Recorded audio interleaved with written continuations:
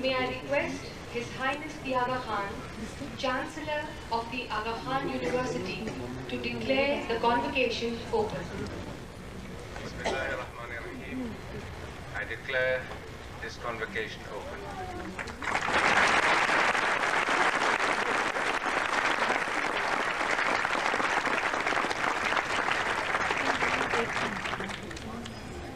To begin the proceedings of the Aga Khan University Convocation 1996, I call upon Sayyid Saud Ashraf, a medical student from the class of 1998, for a recitation from the Holy Quran and its translation.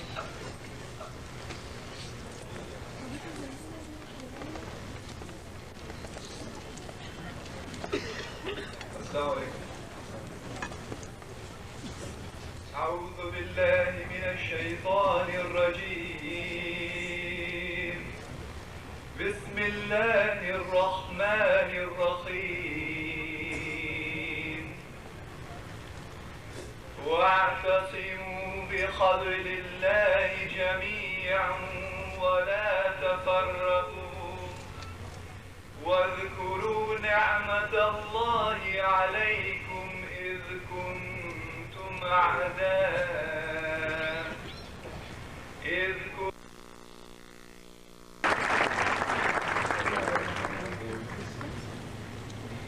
Your Excellency, the Governor of Sindh, Excellencies, President Qasim Laka, Rector Qamar Velani, Chairman and members of the Board of Trustees, faculty members, distinguished guests, proud parents of the class of 1996, graduating students of the Aga Khan University, Assalamu alaikum.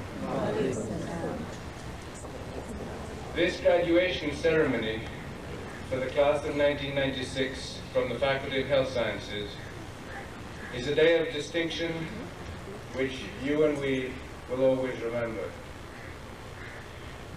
You are to be commended heartily on your academic achievement. You have proven your excellence after being tested by a rigorous curriculum and exacting clinical standards. You are ready to take the next steps of working and learning side by side with your professional colleagues in bringing better clinical and preventive health care to urban and rural areas of our global community.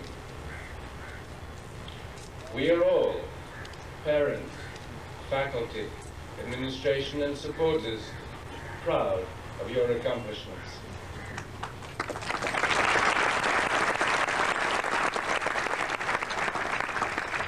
To your distinguished parents, I convey my personal congratulations for their untiring dedication to sustain your studies on an academic journey that began early in childhood. Your lifelong belief in the importance of education has made the work of AKU much more successful. Since my visit in 1994, the city of Karachi has suffered from considerable social disruption and law and order problems. I want to take this occasion to express my deep admiration for everyone at AKU whose commitment to the university ensured that the quality of education it imparts did not suffer.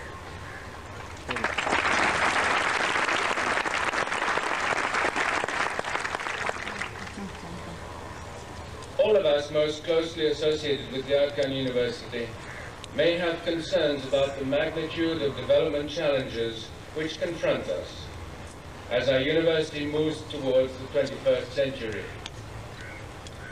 In responding to our charter, the academic and social responsibilities that we enthusiastically undertake appear to be significantly affected by the economic, demographic, and political complexities of the developing and the Islamic worlds.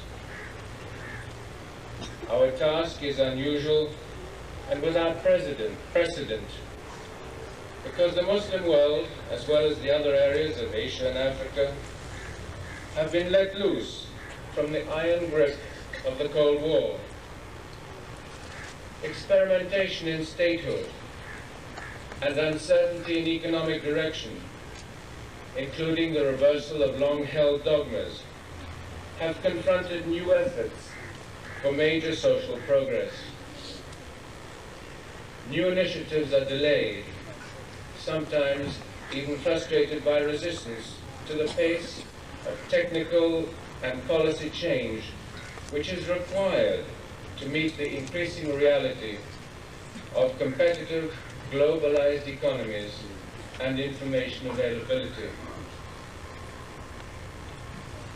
Because of these complexities, it appears increasingly evident that for institutions such as AKU to succeed, the notion of volatility and change must no longer be viewed with surprise, but with the realism that it is going to be a characteristic of our future environments.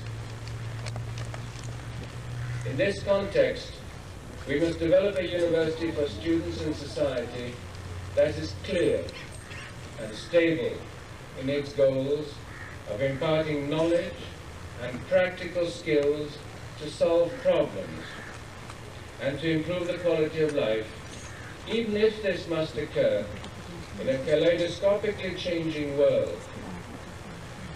Our institutional purpose must be lucid, our work ordered and purposeful. When AKU received its charter in 1983, higher education in the Muslim world, indeed in most of Asia and Africa, was on an established path of decline. Most, if not all, the centers of higher learning were in the public sector. Many were being driven by the dynamics of national or international politics and were seriously underfunded. The quality of their education was at best mediocre, but there was more.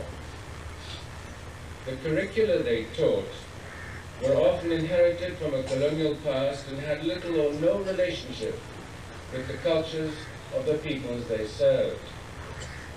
Many universities educated away from rather than towards the needs of our new pluralistic world, in which multi-party democracy in government and the free market credo have become so powerful that they can even condition countries' access to international development resources. This was a sad state of affairs.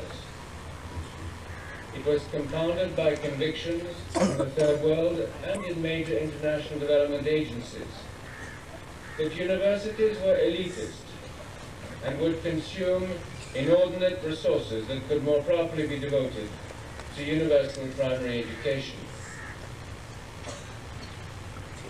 Set against this background, however, was and still is the reality of human history.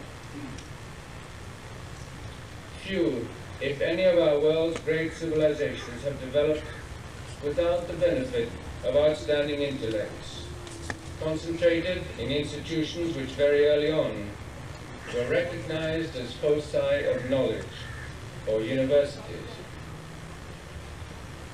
There can be no doubt that the apogee of many great civilizations, Chinese, Christian, Muslim, was attained when their societies had given birth to or were benefiting from unique centers of learning. For more than 700 years, Muslim leaders ensured the development of world-class universities that flourished on the cutting edge of research and vast libraries. The spread of knowledge was profound in scale and scope. It was a priority focus which energetically occupied the highest leadership elements of the Muslim empires, from the Umayyads to the Abbasids, the Fatimids, but also the Nasirids in Spain, the Almoravids in Morocco, Western African kingdoms, and the expansive territories of the Mughals, Safavids, Ottomans, the Khanates of Central Asia, and the Sultanates of Malaysia and Indonesia. The Muslim world was richly rewarded by these centers of learning, which cradled the flourishing of Islamic civilizations and formed the crucible for an explosion of creativity and scholarship in medicine, science, art, literature and philosophy, and architecture. It is against this background of historical greatness, recent academic decline, and urgent social need that the Arkan University was conceived. We exist because there is a strong logic that we should. The political and economic environment in Pakistan and other third world countries of Asia and Africa, where AKU will be present, may change or generate other formidable challenges, but there must be no wavering in the university's firm dedication to the purposes for which it was created. Our charter commits our university, faculty and students to contribute to the resolution of the foreseeable needs of developing countries and the Muslim world through the promotion and dissemination of knowledge and technology by, and I quote, appropriate means setting the highest standards possible, whether in teaching, research, or service. After thoroughly examining a wide range of alternatives, the university focused on development concepts which emphasized offering educational programs of excellence to students who are likely to make significant contributions to their societies. It stressed the need to develop more insightful research on critical issues and to set examples of high-quality education that could exert a constructive influence on other centers of learning within and beyond the Muslim world. In summary, if our university is to be useful to Pakistan and the developing world, we must not simply do things which are done well elsewhere. We must rather focus on what needs to be improved and resolve to do it better than before. Indeed, better if possible than in most other institutions. To fulfill its role and remain true to its charter, the university must continue to grow. It must continue to improve its capabilities to impart knowledge and solve complex problems which increasingly have their roots in global issues. It must increase its capability to operate on a world scale in order to be effective at a community level. It must not be time-bound if it is to stay ahead of the rapid pace of global technological change. today we are entering a stimulating new phase of growth with expanded academic quality and more sophisticated service capability in our teaching hospital. The Faculty of Health Sciences is the university's oldest and most advanced endeavor. It is appropriate, therefore, that many new accomplishments and initiatives are focused within that faculty. The Rufeda School of Nursing building and the Hadi Radiology building have been successfully completed and inaugurated yesterday. Planning is at an advanced stage for new buildings to house the community health sciences and research programs. Foundation stones, as you know, were laid yesterday for those buildings.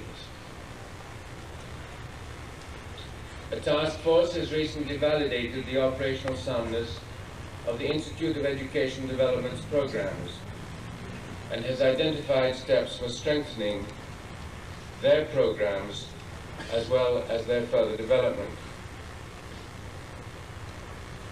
Significant geographic outreach is occurring within the training of students from Tajikistan, Kyrgyzstan, Kenya, Uganda, Tanzania, and Bangladesh, and with the planned establishment of a professional development center in the northern areas of Pakistan.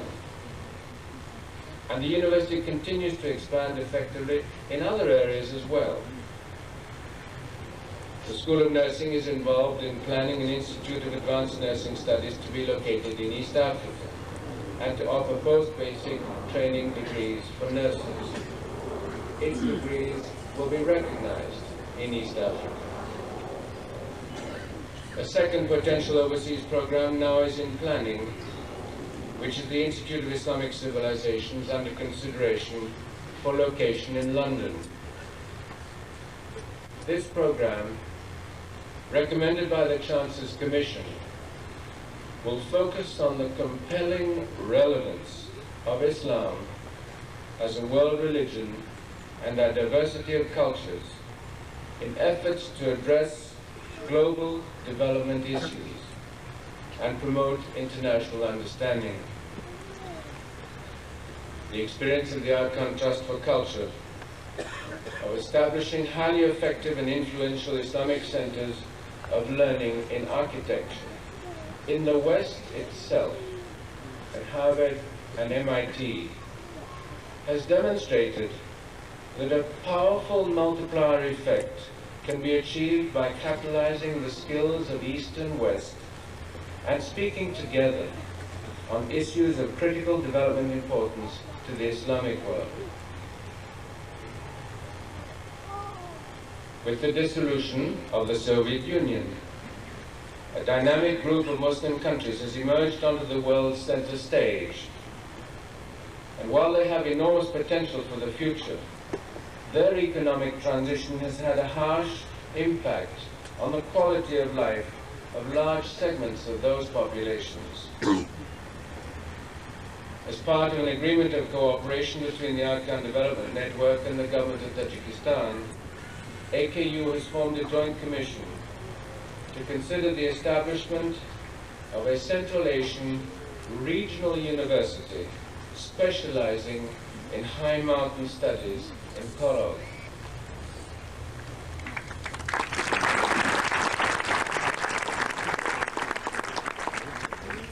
Clearly, AKU is effectively seeking to meet its intended role to serve the developing and Muslim worlds. In so doing, it is establishing crucial bridges of trust and cooperation for future regional collaboration and peaceful development in other areas of Asia and in Africa. Reviewing recent achievements of AKU provides a vivid reminder of how proud we are of the accomplishments realized through the continued generosity of our donors. You have our most sincere gratitude. Your unwavering support, repeated over the years, for scholarships, for capital investments, and the care of indigent patients has ensured the sustainability and growth of AKU programs.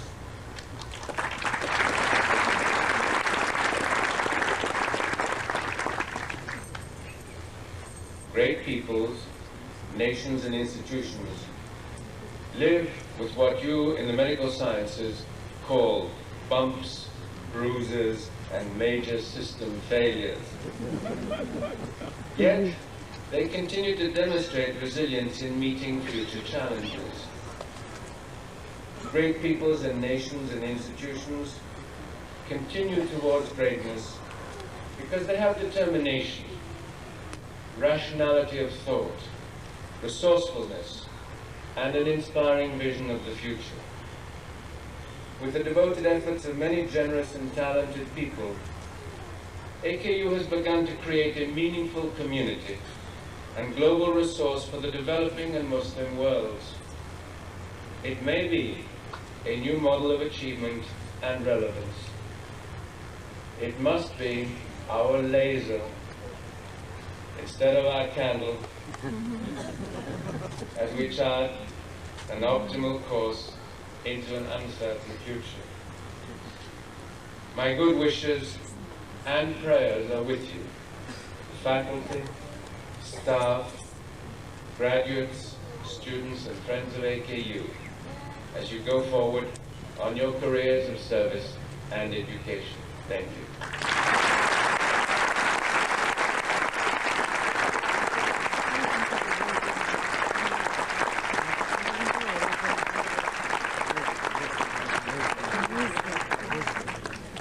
May I request?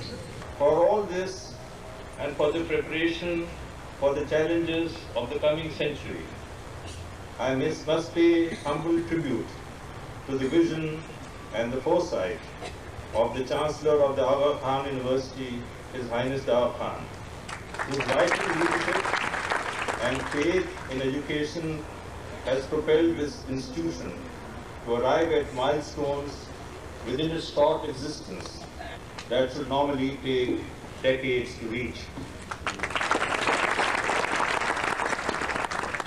This Aga Khan was one of the leaders of the inevitable metamorphosis which will bring us, inshallah, as equals with the West. Medical College.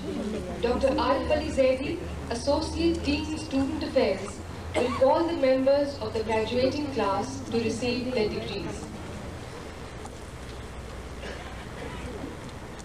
Assalamu alaikum. I now call upon the names of the graduates who, after successfully completing the 5-year course of study, will be conferred the degree of Bachelor of Medicine, Bachelor of Surgery, Aga Khan University. Sayyid Abbas Aga from Bihar. To the graduates of the School of Nursing, Ms. Yasmin Abinat, Dean Honor List. Halima Maulad Durazai. Rosina Ramzan Ali Farishta. Shamim Javed Gowani. Who receives the gold medal was in first position in all 4 certifying examinations. Whoa. The graduate receiving the 1996 Aga Khan University gold medal is Siraj Ahmed.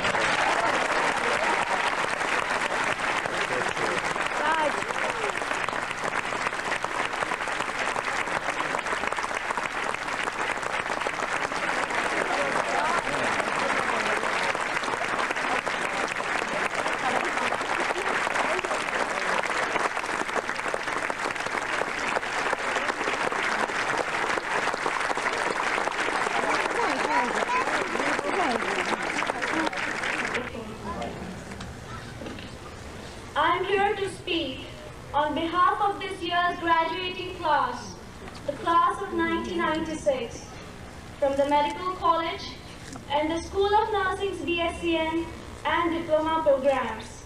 Well, Congratulations to us all. Yes, we have finally made it.